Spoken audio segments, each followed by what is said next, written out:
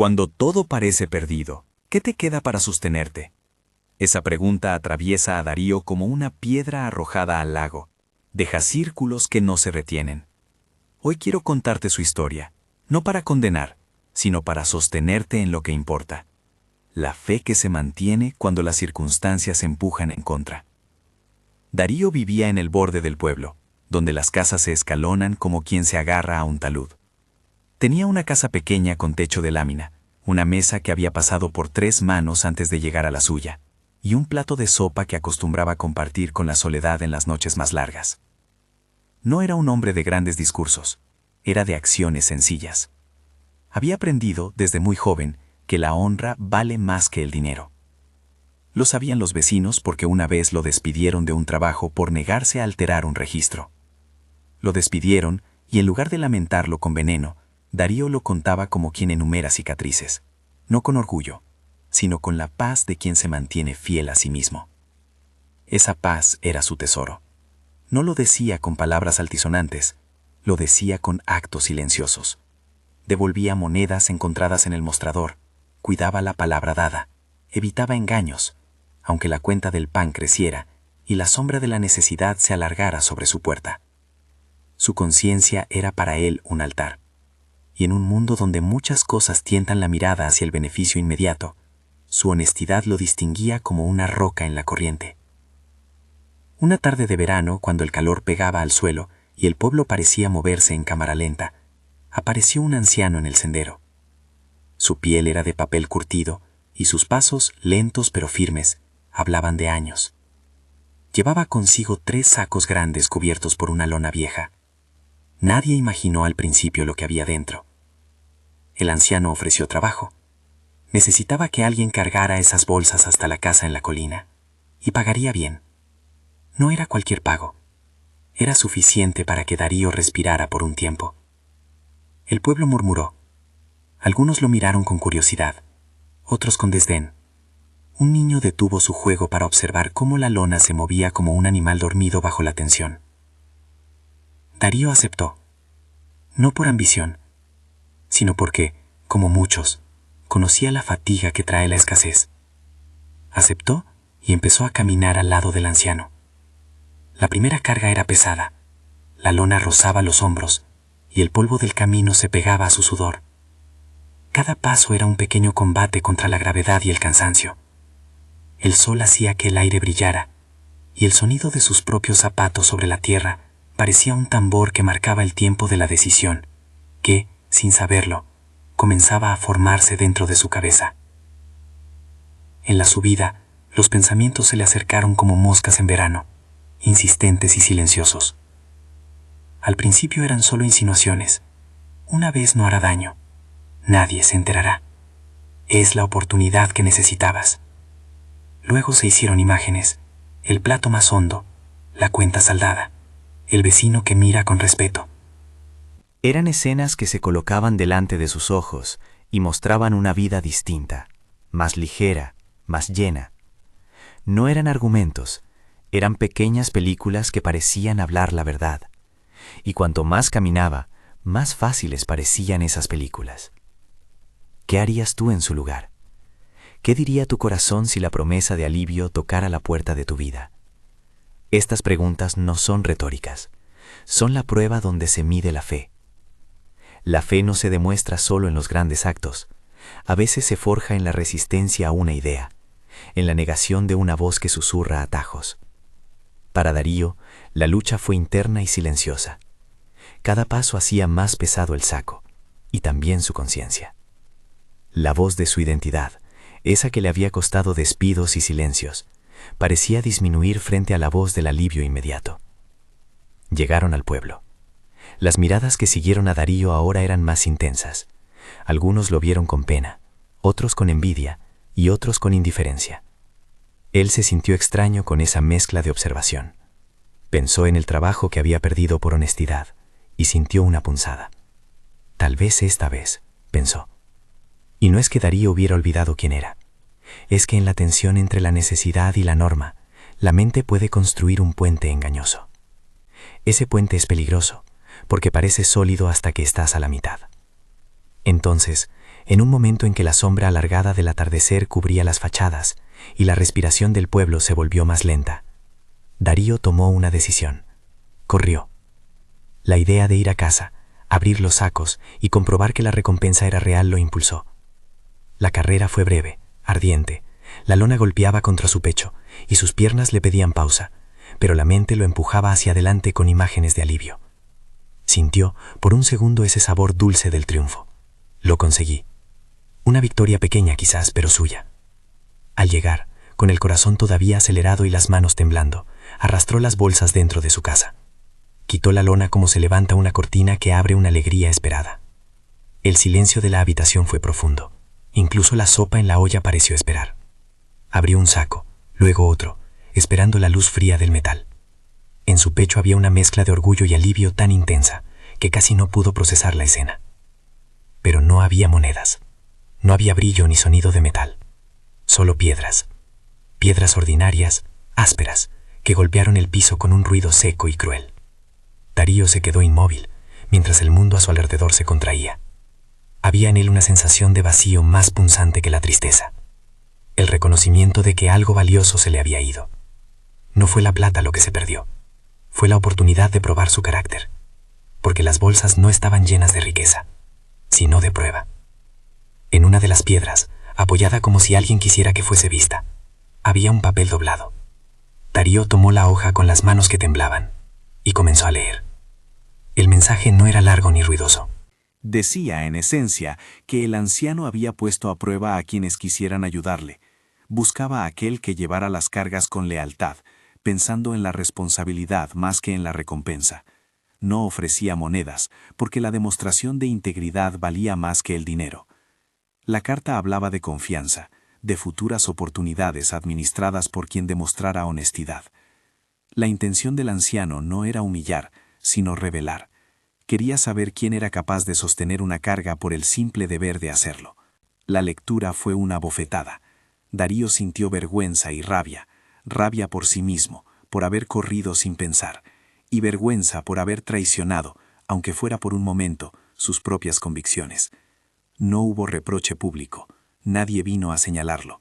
La lección fue íntima, mordaz y directa. Aquel que ayer había sido un símbolo silencioso de integridad, ahora enfrentaba la evidencia de su fragilidad. En ese silencio doloroso, Darío no buscó justificarse, no buscó excusas que sonaran a alivio. Se quedó con la verdad cruda. Fue la historia que dejó crecer en su mente la que lo llevó a actuar. No fue la necesidad en sí, sino la película que proyectó su mente. Comprendió que los pensamientos pueden traicionar o custodiar la fe. La integridad, pensó, no es algo que se despliega solo cuando las circunstancias son fáciles. Es un hábito que se alimenta en tiempos de penuria. Esa noche, antes de dormir, con la carta plegada sobre la mesa y las piedras alineadas como recordatorios, Darío hizo algo nuevo. No buscó consuelo en la ira, sino en la pedagogía del fallo. Decidió entrenar su mente. No lo hizo por orgullo ni por mostrar algo a los demás, sino porque entendió que su fe no podía depender de condiciones externas. Su fe tenía que tener anclas internas. ¿Qué significaba eso? Significaba aprender a detener la reacción automática que convierte un pensamiento en acción. Significaba construir hábitos que sostengan la verdad, aunque todo alrededor grite lo contrario. Aquí es donde la historia se conecta con tu vida, y con el título que nos reúne. No pierdas la fe cuando todo parece perdido. La pérdida no es siempre el fin. A veces es el crisol donde se templa la fe. Cuando todo parece desmoronarse, cuando una tentación, una frustración o una derrota nos sacude, sostener la fe no es ignorar el dolor, sino responder con prácticas que cuiden la mente y la conciencia. Darío no recuperó las monedas porque nunca las tuvo. Recuperó, en cambio, algo más duradero: la lección y la decisión de no permitir que una historia fugaz gobierne sus actos. Si estás aquí por valores y no por atajos, escribe "No vendo mi paz". Ahora quiero decirte con ternura, pero con firmeza, qué hizo Darío y qué podrías hacer tú cuando el peso del mundo te empuje hacia la acción que sabes que te alejará de lo que eres. Primero, Darío reconoció el patrón, identificó las voces que lo tentaban, llamó a cada pensamiento por su nombre. Eso suena sencillo, pero es radical. Nombrar un impulso lo hace menos poderoso. Cuando el pensamiento dice "hazlo", es la solución. Nombrarlo como tentación de alivio lo coloca afuera de la decisión y te devuelve la libertad. Porque no eres tus pensamientos, eres quien los observa. Segundo, creó un ritual para interrumpir la inercia. No es una fórmula mágica, es una práctica repetible. Cada vez que un pensamiento fuerte aparecía, se detenía. Respiraba, miraba la carta con las piedras y recordaba su historia de coherencia. Ese pequeño gesto, detenerse, ha salvado a muchos de acciones que luego lamentaron. Detenerse es la puerta entre el pensamiento y el acto. Tercero, reconstruyó la identidad con gestos simples y visibles. Escribió una frase en un papel y la dejó en su mesa, no para juzgarse, sino para recordar.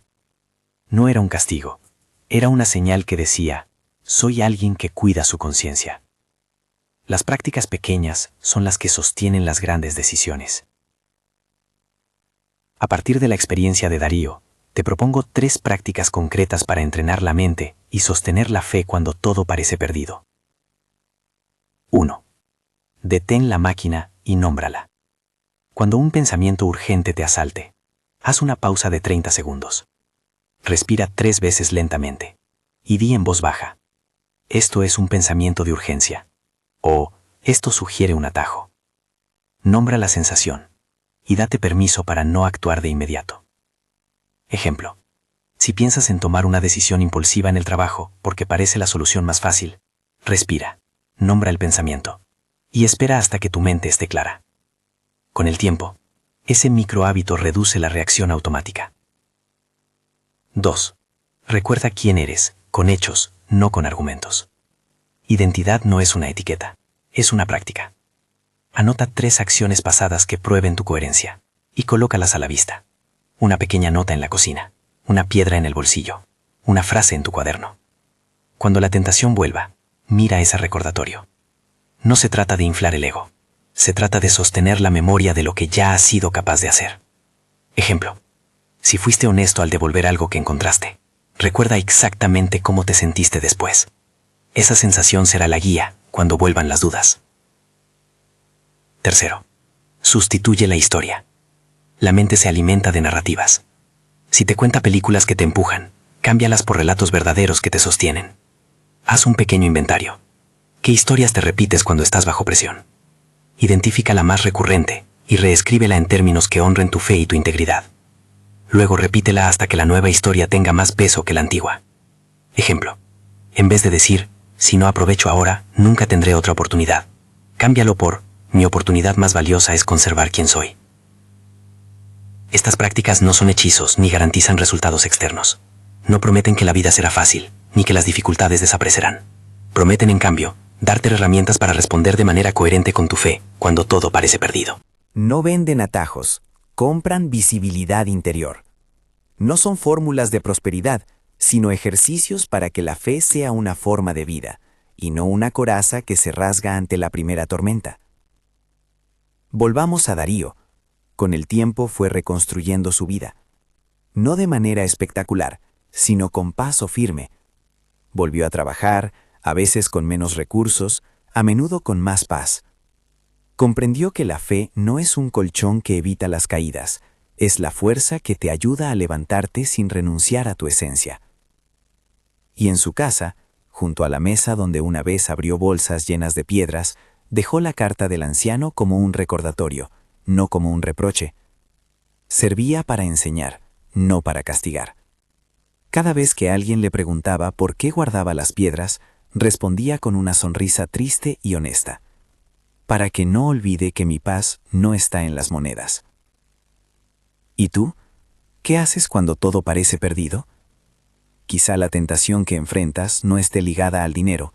Puede ser el deseo de callar ante una injusticia, la prisa por justificar un error, o la tentación de tomar una decisión ética cuestionable porque parece la salida más cómoda.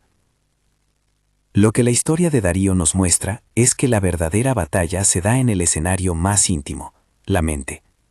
Si cuidas lo que piensas, cuidarás lo que haces, y si cuidas lo que haces, sostendrás la fe. No quiero que esta sea solo una narración para escuchar y olvidar, quiero que sea una brújula. Por eso, antes de irnos, quiero dejarte con 3 preguntas para que las lleves contigo durante la semana. 1. ¿Cuál es la historia que tu mente más repite cuando estás bajo presión? 2. ¿Qué pequeño acto podrías hacer hoy para recordarte tu identidad? 3. ¿Qué símbolo físico puedes usar como recordatorio de la paz que no vendes? No son preguntas para responder rápido, son preguntas para vivir. Tómalas contigo y obsérvate durante la semana. Si caes, no te abrumes. Aprender es tropezar y levantarte con menos miedo. Cierro con la lección que Darío aprendió y quiero que resuene en tu vida. La fe se sostiene cuando se transforma en hábito. No es un estado que se activa solo en los grandes momentos, es la suma de pequeñas elecciones, de pausas, de nombres dados a los pensamientos y de actos que dicen quién eres. Cuando todo parece perdido, no es el ruido exterior lo que te sostiene, es la coherencia interna que cultivas día a día. Si esta historia te sostuvo, suscríbete y comparte con alguien que hoy necesite recordar que la paz no se vende y que la fe se entrena. Que no pierdas la fe cuando todo parezca perdido. Que tu mente sea custodia y no traición. Que la integridad, más que una idea hermosa, sea tu práctica cotidiana.